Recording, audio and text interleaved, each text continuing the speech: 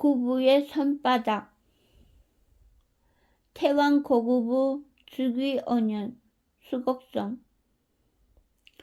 병장기 부딪히는 쇳소리와 악에 바친 함성, 사방에 튀는 핏방울과 내장을 터하는 비명, 다시 아수랑이 된 수곡성. 과거와 다른 것은 빼앗으려는 자와 지키려는 자가 뒤바뀐 정도였다. 방패를 든 쪽은 백제여, 창을 든 쪽은 고구려였다. 내가 죽고도 5해가 흐르기 전까지는 전쟁을 금해다오. 무슨 일이 있더라도. 백제의 화살에 죽은 사유는 유언을 빙자하여 그런 말을 남겼고, 그에 따라 쥐죽은 뜻 오로지 내덕만을 살피던 그분은 누구도 생각지 못한 어느 태평한 날 백제를 향해 전쟁을 선포했다. 이어진 것은 병장기 다루는 법은커녕 제대로 말 탈 줄조차 모르는 태왕 구부의 친정. 전국의 병사를 모조리 징집하여 다운 훈련 한번 제대로 하지 않은 채 그는 빼앗긴 수국성으로 진군했다. 이를 듣는 모든 이가 고개를 젓다. 최전성기를 구가하는 백제와 다 무너진 고구려의 싸움이란 계란으로 바위를 치는 것과 다름없었다.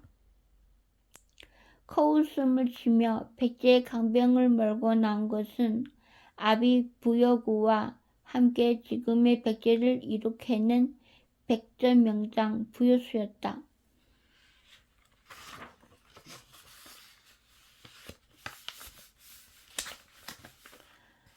한 달 후에 고구려 왕의 목을 가져오겠습니다. 그러나 호언과 달리 전쟁은 쉬이 끝나지 않았다. 그것은 결코 그간 고구려가 축적한 물자나 병사의 숫자, 사기 같은 데에서 비롯된 결과가 아니었다. 강대한 백제와 허약한 고구려의 전쟁은 도무지 알 수 없게도 결착이 나지 않은 채 자꾸만 미궁으로 빠져들었고, 기이하게도 그것은 오로지 단 한 사람, 갑옷조차 입기 싫어하는 고구려 태왕 고구부가 만들어낸 결과였다. 고구려 성문을 나선 백제의 젊은 영웅 부여수는 날씨 퍼른 창끝을 멀리 고구려 진영에 겨눴다. 과거 수백 년간 저들은 너무도 두려운 적이었다. 흉악한 야만의 도적. 저들이 우리의 변방을 침탈하고 아녀자를 겁간하며 아이를 잡아갈 적마다 우리는 그저 공물을 바치며 도적의 자비를 바랄 뿐이었다.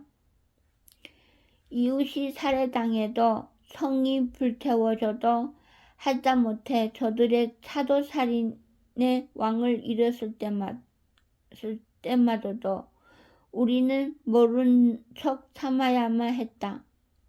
감상에 붙받친 듯 부여수는 치를 떨었다.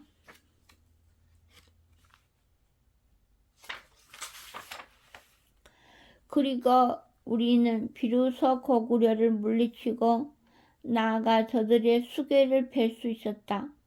이제는 우리 대백제의 시대, 결코 다시는 저 도적들의 발 아래 고개를 숙이지 않으리라.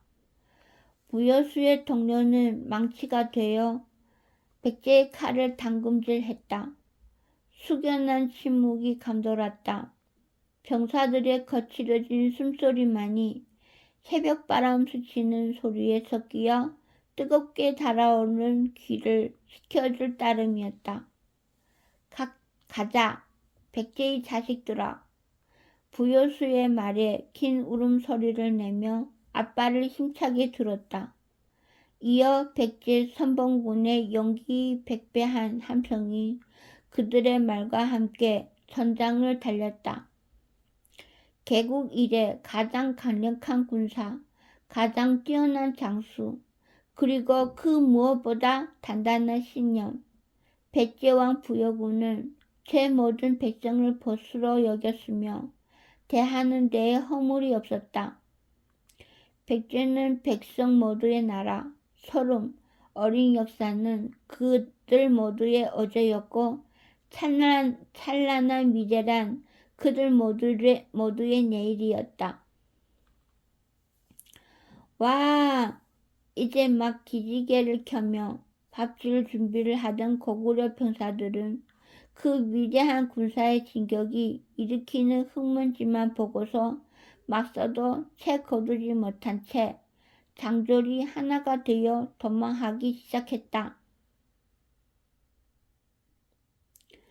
날래기 그지없는 백제군의 추격이 이어졌지만 고구려 군사의 도주가 더 빨랐다. 약이 바싹 오른 선두의 기마병들이 그 끝자락을 겨우 붙들긴 했으나 불과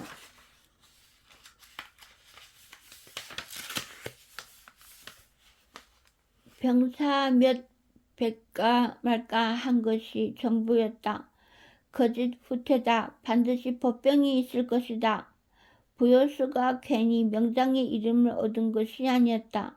추격 중에도 세심히 지형과 분위기를 살피던 그가 칼끝으로 한쪽을 겨누자 과연 그곳에서는 숨어있던 고구려 군사들이 기척이 드러났다.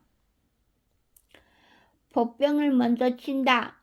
명장 아래 약절 있으랴. 백제군은 함성을 지르며 일사불란하게 법병들을 향해 달렸고 그 기세에 놀란 고구려 법병들이 오히려 꽁지가 빠져라 도주하기 시작했다.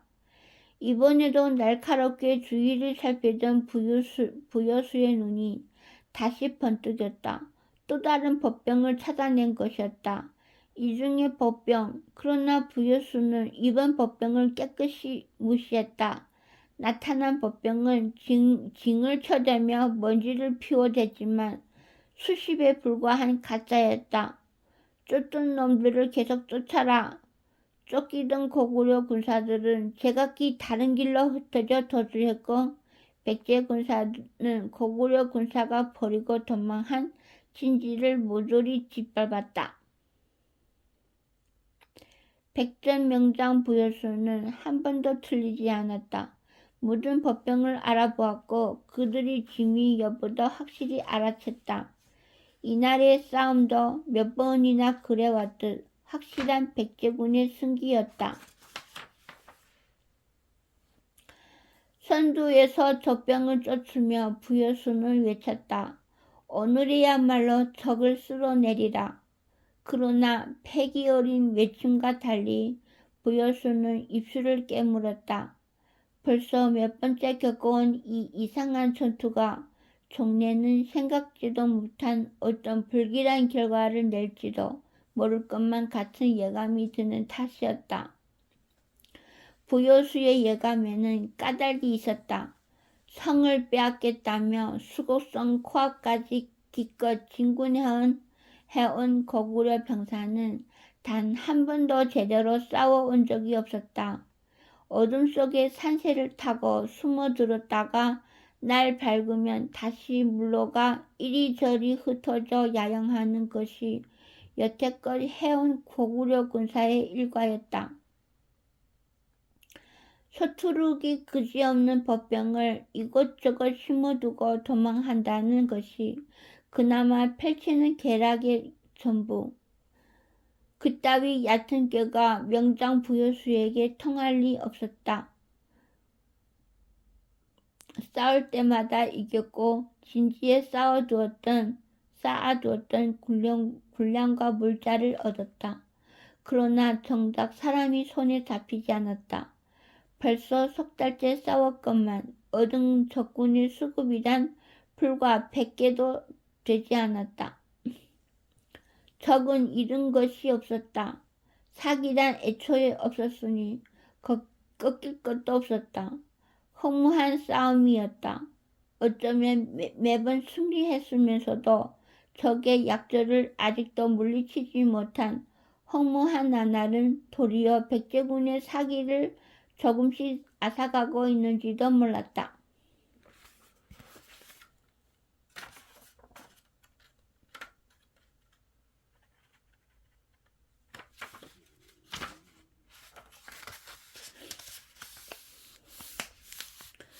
거구려 본영의 바로 곁에 위치한 낮은 산 중턱. 아무렇게나 바위에 걸터 앉아 태평하니 전황을 지켜보던 고구려 대왕 구부는 곁에 서 있는 갑주차림의 사내를 손짓하여 가까이 불렀다. 일어나. 얼굴을 터질 듯 붉은 채 전장을 지켜보던 사내는 구부의 동생 이련이었다. 전장을 날뛰는 적장 부여수는 과거 이련을 사로잡아 더 없는 치욕을 선사했던 원수였다. 당장이라도 달려가 칼을 겨루겠다며 이련이 몇 번을 간청했으나 구부는 결코 허락지 않았다. 보아라, 적장이 명장이라 이번에도 허와 실을 알아챌 것이다. 자질과 경험이 그를 올바른 길로 끌어주겠지. 그는 기슭의 군사가 숫자도 얼마 되지 않는 가짜 보병임을 이미 알아보았다. 그러니 보병이 아랑곳하지 않고 눈앞의 군사를 계속 쫓을 것이다. 구부의 말은 곧 이어 현실로 드러났다. 부여수는 산기슭 숲 속에 숨어있다 갑자기 고함치며 뛰쳐나온 군사를 힐끗 쳐다만 보고는 이내 본래 쫓던 군사를 향해 칼을 들었다. 그 판단은 현명하여 요란하게 뛰쳐나온 보병은 백제군을 함부로 치지 못하고 고함만 지르다 제풀에 후퇴할 뿐이었다. 그러나 벌써 4-5번의 가짜 보병을 맞이한 터다.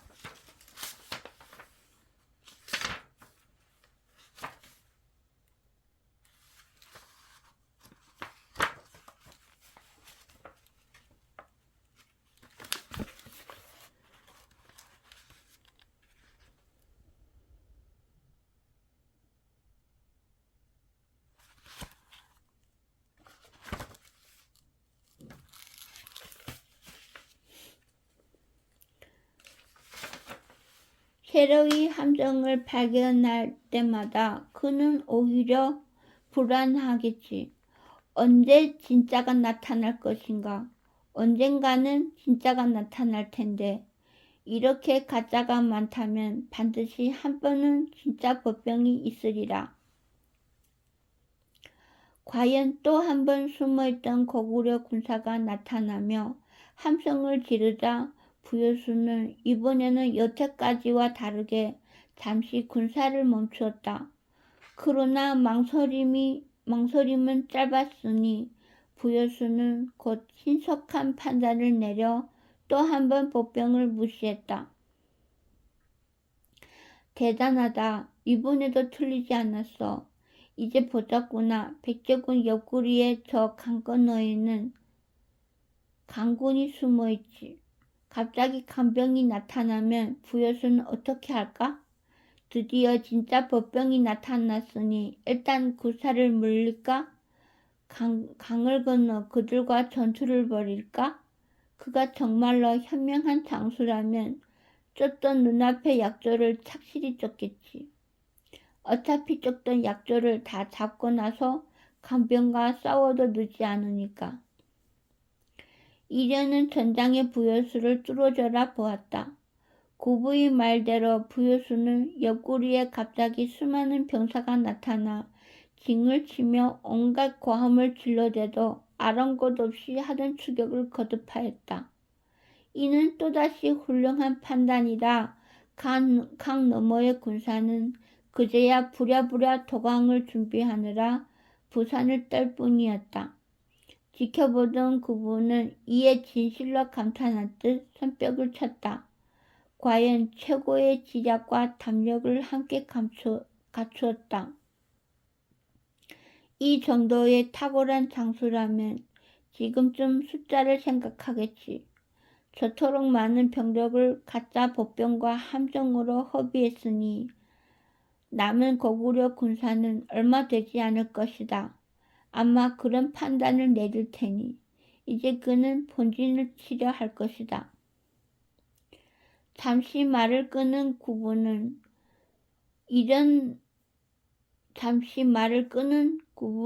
이련을 보며 빙그레 웃었다. 그리고 그 판단은 틀림이 없다. 고구려 본진에 남은 것은 너와 나 단 2명뿐이니까. 그 말에 이련은 실색하여 눈을 크게 뜨고 부여수의 군사를 살폈다. 과연 부여수는 칼을 들어 이쪽을 가리키고 있었으며 산 아래 수없는 깃발이 꽂힌 고구려 진영에는 한 명의 병사도 없었다. 곧 부여수의 군사가 이쪽을 향해 달려오기 시작했다. 이련은 놀라 제 창을 움켜쥐며 다급한 목소리로 구부를 불렀다. 형님, 이어지는 계책이 무엇입니까? 없다. 예? 계책 같은 건 처음부터 없었다. 나는 저 법병 중 누구에게도 도주하라 명한 적이 없었으니까. 저들은 진실로 약졸이라 도주한 것이다. 다만 저들이 도주할 것을 내가 미리 알고 있었다는 것이 책략이라면 책략이랄까? 그렇다면 왜 이런 용병수를 쓰신 겁니까? 강병은 왜 강 건너에 두었습니까? 정작 강병은 싸워보지도 못하고 약졸이 도륙당하는 것도 본진이 형님을 유린하는 것도 지켜만 봐야 하지 않습니까? 글쎄, 그럼 이제 어떻게? 구부는 손가락을 펴 입가에 대었다. 조용, 봐야 할 광경은 아직 나오지 않았어. 부여수는 날랜 군사가 불과 사오리 안쪽에 이를 때까지도 구부는 눈 하나 깜빡하지 않고 이를 지켜만 보았다. 점점 가까워져 이제 눈으로 적의 얼굴마저 알아볼 거리가 되고 얼굴이 하얗게 질린 이련이 막 창을 빼들고 결사의 각오를 다질 즈음 구부는 먼 산을 가리켰다. 지금! 순간 백제군의 등 뒤로 높은 산에 가려졌던 아침의 해가 서서히 모습을 드러냈다. 차츰 온전히 모습을 드러낸 해는 실눈을 뜨고서도 바라보기 힘들도록 눈이 부셨다. 이련은 눈 위를 한 손으로 가리고도 얼굴을 찡그렸다. 이리저리 도주했던 우리 약졸들은 어디로 갈까? 그들에게 가장 안전한 곳이란 강 건너 있던 강병이야. 강병은 강을 건너고 약졸은 강병에 합류하겠지. 그리고 그곳은 백제군이 등 뒤다. 과연 부여수는 비로소 발을 멈추고 있었다. 거대한 함성이 들려오는 그들의 등 뒤에는 너무도 눈부신 태양이 올라 있었으며 태양 아래에는 여태껏 스치며 바라버리고 지나온 고구려의 약졸들 그리고 강 건너에 발이 묶여있던 강군이 모여 하나로 합치고 있었다.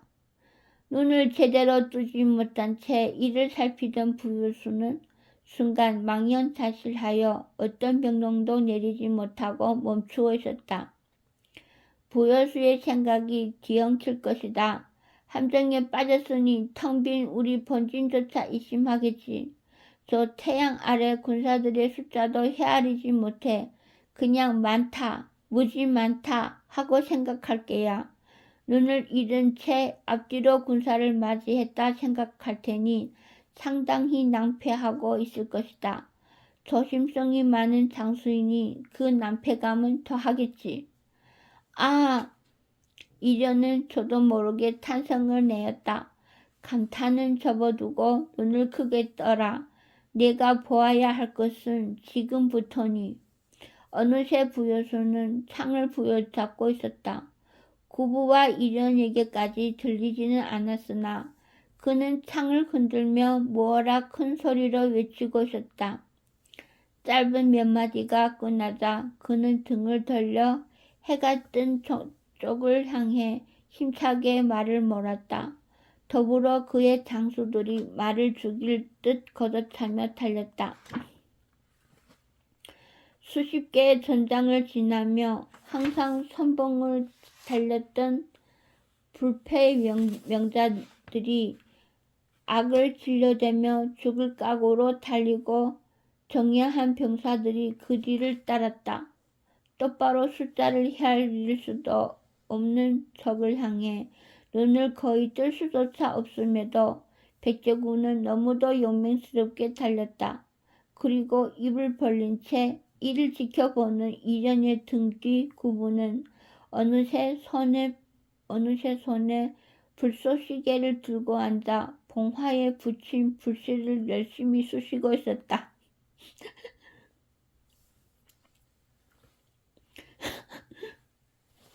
여기까지야. 이것으로 10번째 전장도 무효다. 봉화에는 연기가 오르고 있었다. 그리고 이 신호를 본 고구려군 또한 백제군을 향해 맹렬한 기세로 달리기 시작했다. 그러나 그들이 달리는 방향은 백제군 정면이 아닌 스치듯 비켜난 방향. 무서운 속도로 달린 고구려군은 백제군의 옆을 비키듯 도망치며 본진의 진영으로 달렸다. 겉보기로 용맹이 백제군에 모자라지 않던 고구려군의 돌격은 그대로 줄지은 도주로 변하여 속속들이 진영으로 돌아왔다. 이길 수 없어. 결코 이길 리가 없지. 맞부딪혀 서로 숫자가 줄면 적적 강병은 악에 받쳐 목숨을 내놓고 달려들고 우리는 약졸이라 조금만 숫자가 줄어도 금세 기가 꺾이니까. 아니요 형님, 그렇지 않습니다. 크게 고개를 휘저은 이련은 구부의 앞에 한쪽 무릎을 꿇으며 외쳤다. 보라 하신 것 잘 보았습니다. 귀신같은 형님의 용병술이 부여수를 어떻게 요리하는지 확연히 보았습니다. 하지만 이제는 제 차례입니다. 제가 군사를 끌고 고구려군이 결코 그리 약졸이 아니란 걸 형님께 보여드릴 차례입니다. 지금은 아니야. 내가 왕이면 그러든가. 구부는 피식 웃으며 이련이 어깨를 가볍게 두드리곤 등을 돌려 진영으로 내려가기 시작했다. 이련은 납득할 수 없는지 앙담은 턱을 실룩거리며 백제군을 한참이나 더 바라보다 구부의 뒤를 따랐다. 개전 이후 석 달이 흐르는 가운데 양편 모두 어떠한 성과도 내지 못한 10번째의 전투였다. 적이 개책에 싸움을 해두지 않아 무책으로 일관하고 있어. 구부는 내려가는 길에 힐끗 이련을 바라보느니 중얼거렸다. 저에게 유리한 것과 나에게 유리한 것과 나에게 유리한 것을 잘 구분할 줄 안다. 과거 조부께서 낙랑의 최비를 이겨낼 적에 했던 바와 같아 부여수가 영웅의 기질이 있는 게지. 백제의 애송이를 조부님과 비교하시다니요. 애송이라 글쎄 겉만 흉내낸 모양새인지 정말 제대로 된 놈인지는 시간이 밝혀주겠지. 어슬렁거리며 손을 저어 이련을 물리친 구부는 곧 장수들이 모인 군막으로 들었다. 장수들은 들떠 있었던 천하의 위세를 떨친 백제군을 이토록 시원히 놀려댔으니 기분이 좋지 않을 수도 없는 노릇. 그들은 그것이 누구의 덕인지 잘 알고 있었다. 판은 처음부터 짜여 있었고 고구려군과 백제군은 모두 바둑돌에 불과했다. 정말이지 그들의 태왕 구부는 신기한 인물이었다. 사관 하나가 그의 병법을 기록하려 시도했으나 도무지 그 원리를 기술하지 못하여 사직하고만 사례도 있었다. 무예를 전통의 미덕으로 여겨온 고구려 무장들이었으나 그들은 이 말도 제대로 못하는 태왕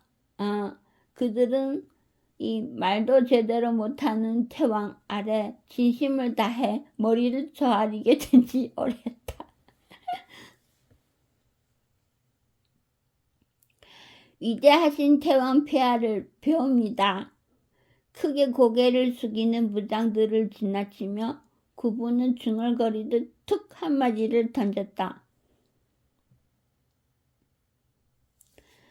모자란 나의 장수들을 보노라. 어째 석 달째 공을 세운 놈이 하나도 없어.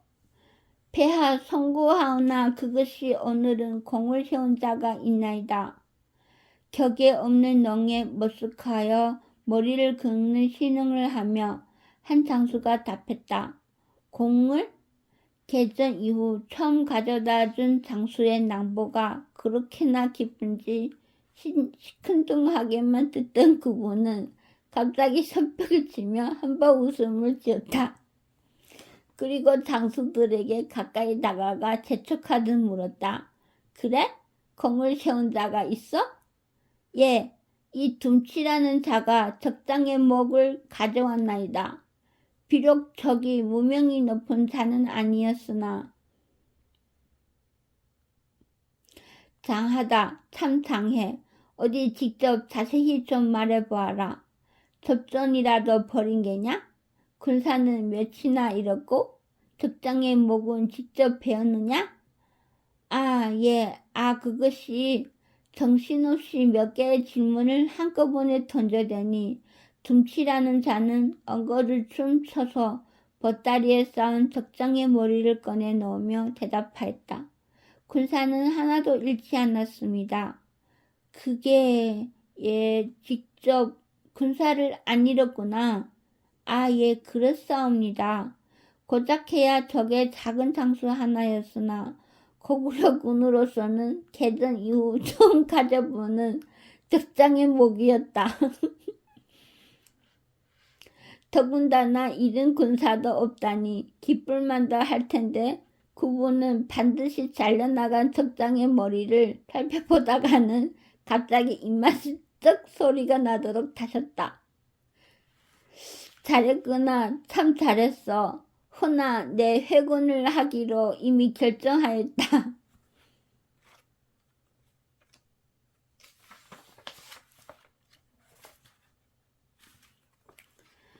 예? 장수들은 저도 모르게 큰 소리를 내었다. 그간 그토록 유명히 당당한 백제군을 맞아 여태껏 손실 없이 싸워올 수 있었다. 구부의 지시만 잘 따르면 어쩌면 이 전쟁에서 이길 수 있다는 희망까지 품고 있던 터였다. 그 구부가 회군을 말하다니. 그래, 내 10가지 계책을 준비하였으나 모두 성과가 없었다. 이제 더는 낼 것이 없으니 물러서야지. 구부는 짐짓 한스럽다는 듯 한숨을 토해내고는 뒷짐을 지고 등을 돌렸다. 그간 여러 장수들이 나를 참 잘 따라주었다. 다만 아직 부여구의 운이 닿지 않았으니 후일을 기약하면 될 일이야. 성구하옵니다. 폐하, 소장들이 모자란 탓이옵니다. 굳이 그렇지도 않아. 어쨌든 사흘 후에 회군할 생각이다. 그러나 이 일은 철저히 함과하도록 하라. 저기 추격이라도 했다간 전멸을 면치 못할 테니. 예, 그리고 둠치라 하였느냐? 예, 폐하. 이름이 참 좋아. 둠치. 부르기 참 좋구나. 둠치야. 둠치라는 사내가 일어서며 크게 답했다. 생긴 것이 제법 요명하고 듬직하여 신임을 살 만한 인물이었다. 상으로 내게 큰일을 하나 맡기마. 적의 눈이 닿지 않도록 조심하여 살 안에 허수아비 1만 개를 만들어라. 회군할 적에 그 허수아비를 세우고 갑주를 입히어 우리 군사로 위장할 생각이다. 그간 당한 것이 많으니 함부로 추격하지 못하겠지? 성심을 다하겠사옵니다. 구부는 인사를 올리는 장수들을 향해 손을 휘휘 저으며 군막을 나가버렸다. 회군을 결정한 마당에도 담담히 웃는 그의 낯에 장수들은 왠지 모를 미안함을 느낀 탓인지 말없이 고개를 숙이고만 있다 각기 제 막사로 돌아갔다. 둠치는 성실한 자였다.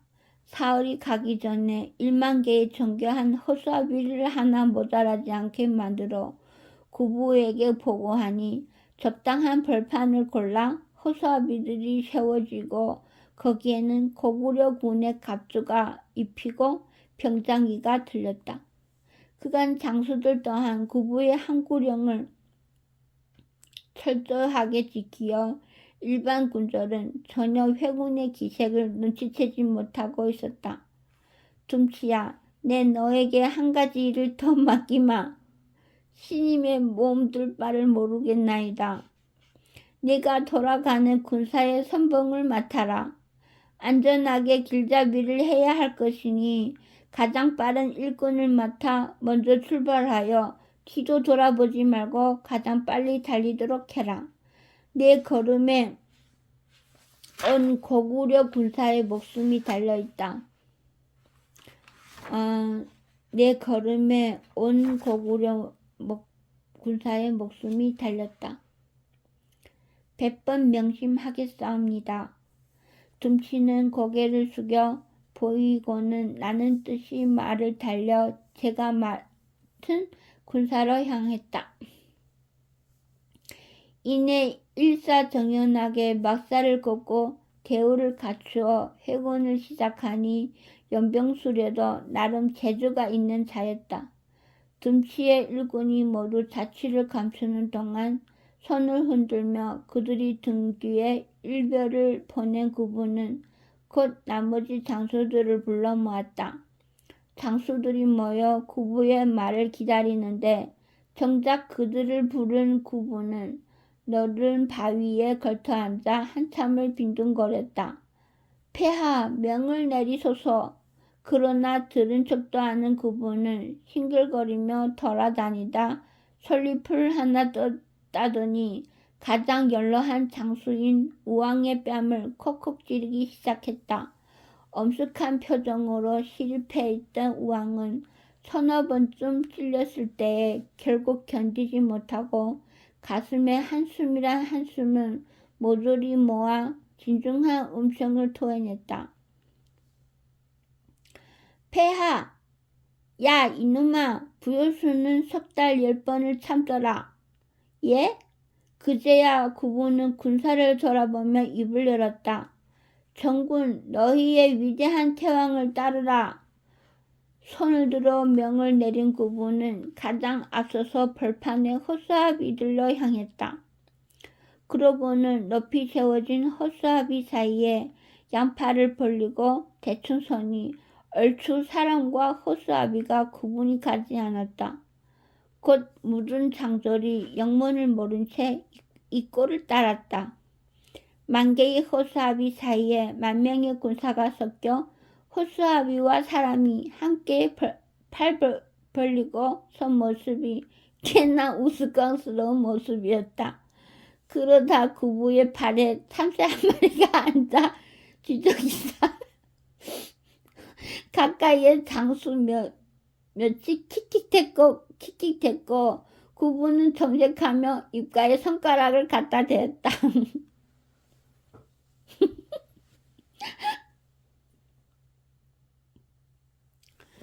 웃을 장면은 여기가 아니야. 마치 그 말이 신호이기라도 한 듯 갑자기 멀리 수곡성의 성문이 열렸다.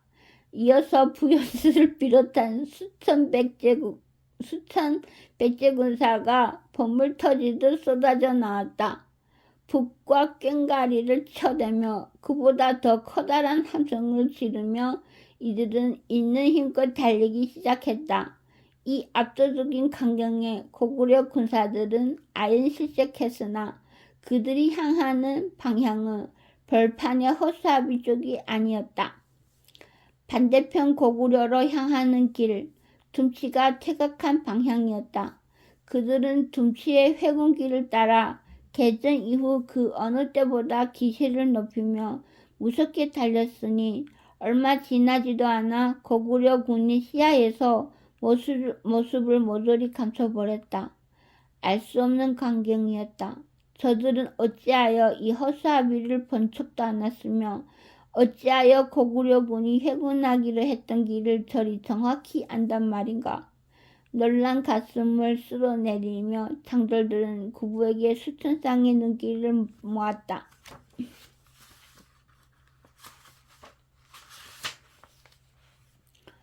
지금 웃어라. 하하.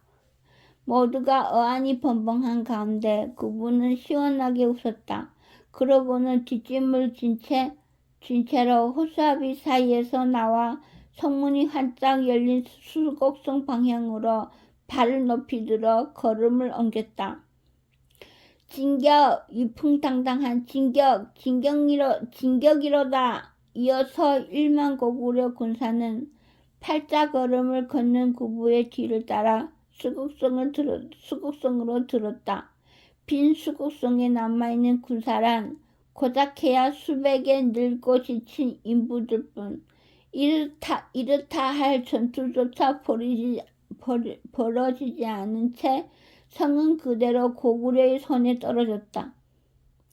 성문은 굳게 잠기고 성벽 위에 활된 병사들 수백이 올라섰다. 높이 세워진 고구려의 깃발이 수곡성의 주인이 바뀌었음을 알렸다. 성문을 열고 부여수를 유인하는 것은 어떻겠습니까? 부여수가 내 놈 같았으면 벌써 잡았겠다. 쫓던 미끼가 가짜인 줄 알았는데 어찌 태평하게 돌아와? 과연 그의 말대로 속았음을 깨닫고 돌아온 부여수는 이를 부득부득 하면서도 성에서 멀찍한 곳에 진영을 두고 군사를 움직이지 않았다. 소금장수의 손자는 당장 내려와 내 칼을 받아라. 부여수가 성 아래 지근거리까지 저 혼자 말 탄 채로 달려와 독수를 외쳐대며 도발하였지만 구부 휘하 고구려 장수란 능청맞기가 한결같아 누구 하나 얼굴을 붉히는 이조차 없었다. 구부는 아예 붉은 모자를 하나 만들어 쓰고 선벽 위로 올라 부는 바람에 소금 몇 줌 뿌려 소금 몇 줌을 뿌려대며 귀신 쩌는 춤을 추고 노래를 하였다.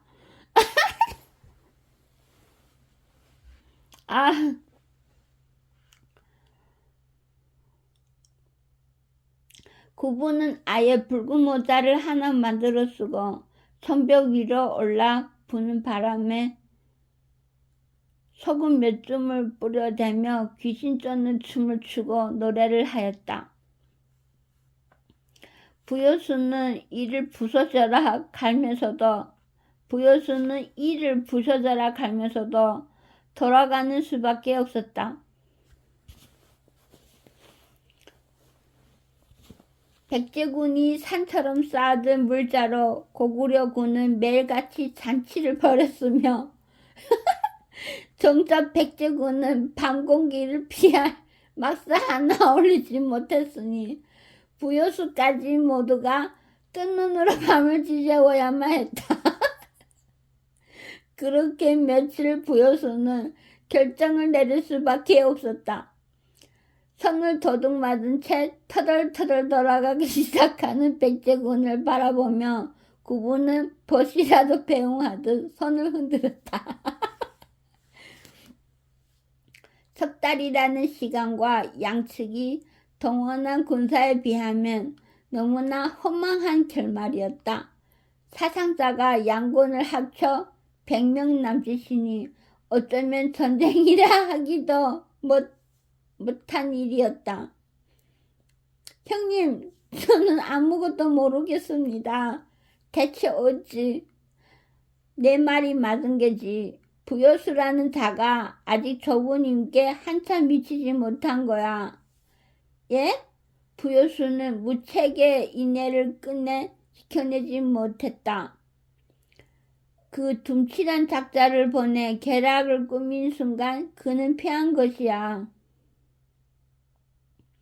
둠치요? 그가 첩자였습니까?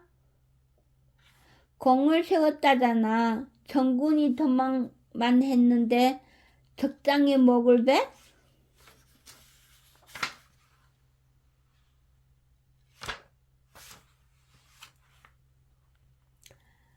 가당치도 않은 소리. 고구려에 그럴 장수가 있었으면 이 고생 안 했지. 못 뺄 것은 무엇입니까? 아무리 도망만 했다지만 여행이라는 것이 없어. 세상에 여행이란 없다. 설혹 있어도 여행이란 믿는 게 아니야. 선뜻 이해하지 못하고 고개를 갸웃거리던 이련은 곧 둠치가 한 명의 병사도 잃지 않았다는 것을 기억해냈다. 도주하던 군사가 전투 한번 벌이지 않고 적장의 목만을 깨끗하게 따온다. 무심히 지나쳤지만 다시 생각하니 이련이 보기에도 틀림없이 이상한 일이었다. 첩자였군요. 머리를 들고 온 첩자. 결국 그 둠치라는 자가 백제의 회군의 정보를 흘리고 허수아비의 꾀를 전하여서 그래서 백제군이 그리도 급하게 뛰쳐나왔던 것이군요. 이제 알았습니다. 이련은 그제야 모든 것을 알고서 크게 고개를 끄덕였다. 형님은 정말 구름 위에서 논이는 신선과도 같습니다. 이 동생은 형님의 모든 것을 하나하나 눈을 크게 뜨고 기억하여 학습하겠습니다. 아니, 내가 아니다. 내가 배울 자는 부여수야. 예? 한낱 무용뿐인 자 아닙니까? 형님, 저는 부여수를 겨루어 이길 자신이 있습니다.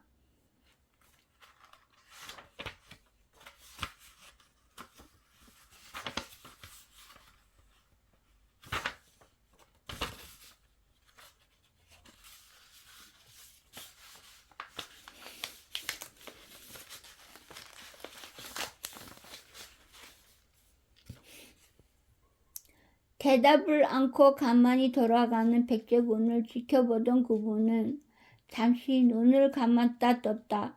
그리고 대답을 않고 가만히 돌아가는 백제군을 지켜보던 구부는 잠시 눈을 감았다 떴다. 그리고 항상 얼굴에 감도는 미소를 그대로 놓아둔 채 드문드문 입을 열었다. 이련아, 나는 아버님의 복수를 할 생각이다. 백제의 국경을 허물고 백제의 모든 백성을 내 백성으로, 우리의 백성으로 만들 것이다. 형님, 그러나 너는 내가 가려는 길을 지지하려 하지도 따라오려 하지도 말거라. 예? 만일 내가 해내지 못한다면 내가 그 유지를 이어야 하니까 그때는 너의 방법으로. 문득 이련의 어깨에 구부의 손이 얹어졌다. 이련은 무언가 말을 하려 했지만 쉽사리 입을 열지 못했다. 구부의 여린 얼굴과는 어울리지 않는 무거운 선언의 무게가 느껴진 탓인지 선망 사유의 기억이 떠오른 탓인지 그는 가만히 주먹만 쥐었다. 형님께선 반드시 해낼 것입니다. 다른 생각을 걷어내고 그 한마디만 뱉어낸 그는 구부를 바라보았다. 선대의 복수, 백제의 멸망, 지난 세월 사유와 꼭 같은 모습으로, 아니 그보다 더한 모습으로 내치에만 힘쓰던 구부의 가슴에 그런 불씨가 타오르고 있었다는 사실만으로 그는 감격했다. 천하가 다 망해버린 줄로만 알던 고구려는 필시 다시 한번 북방의 패자로서 천하를 호령하게 될 것이었다. 모든 고구려인이 그리워하는 옛 미천태왕의 시대가 다시 찾아올 것이었다. 이련은 슬그머니 구부의 얼굴을 바라보았다. 무릎이 무골의 티라고는 눈을 씻고 살펴도 한 점 찾을 수가 없는 이 장난스러운 태왕은 기묘하게도 그 어느 누구보다 확실하게 위대한 폐업을 이루어낼 것만 같았다. 이련은 저도 모르게 고개를 숙이며 구부의 앞에 한쪽 무릎을 꿇었다.